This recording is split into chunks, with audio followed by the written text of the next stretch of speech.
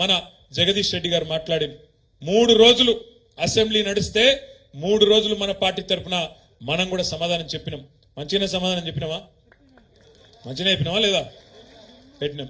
మరి మీరు ఒక్కసారి ఆలోచించుండ్రి, కేసీఆర్ గారు పంపిన 3 సైనికులే గట్ల మాట్లాడితే కేసీఆర్ వస్తే ఎట్లుంటుందో ఒక్కసారి ఆలోచన చేయండి అసెంబ్లీకి. ఎందుకు చెప్తున్నా అంటే పాపం ముఖ్యమంత్రి గారు బాధ చెప్పుకుంటాడు మొన్న ఇంటర్వ్యూలో, టీవీ ఇంటర్వ్యూలో. అరే నేను కొత్తగా వచ్చినా కూర్చున్నా, ఇక కుర్చీ చదువుకోలేదు చక్కగా, కుర్చీ అటు ఇటు చూసే లోపలనే బావబామర్దులు ఇద్దరు వచ్చి అటోషే ఇటోషే వాయిస్తాండ్రు అని చెప్పుకుంటాడు పాపం బాధ. మరి మాతోనే గిట్లుంటే నీకు రేపు మా నాయకుడు కేసీఆర్ రంగంలో దిగితే ఎట్లుంటదో ఈ ప్రభుత్వానికి ఒక్కసారి ఆలోచించుకోమని చెప్పి నేను కోరుతా ఉన్నా.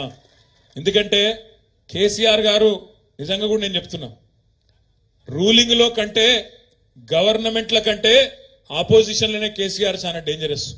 ఎందుకంటే అద్భుతంగా చీల్చి చెండాడడంలో, ప్రజల పక్షాన గొంతు విప్పడంలో, ప్రజల పక్షాన ప్రశ్నించడంలో కేసీఆర్ కంటే పదునైన గొంతు బహుశా భారతదేశంలోనే ఎక్కడా లేదు.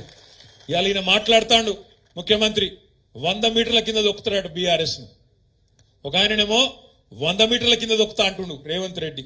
ఇంకొక ఆయనేమో ఇక్కడ మన ఎంపీ ఉన్నాడు కరీంనగర్ బండి సంజయ్, కుల్లా చెప్తుండ ఆయన, మనం కొట్లాడుకుంటూ కాదు, కాంగ్రెస్ బీజేపీ కొట్లాడుకుంటూ కాదు, బీఆర్ఎస్ గింతంత మిగిలిందిగా, ఆయనతో బీఆర్ఎస్ ను ఖతం చేయాలి, మనం కొట్లాడుకోవద్దు, మనం కలిసి ఉండాలి అని బండి సంజయ్ కుల్లా మాట్లాడుతుండ్రు. చూసిండ్రా లేదా? మీరు చూసిరా లేదా?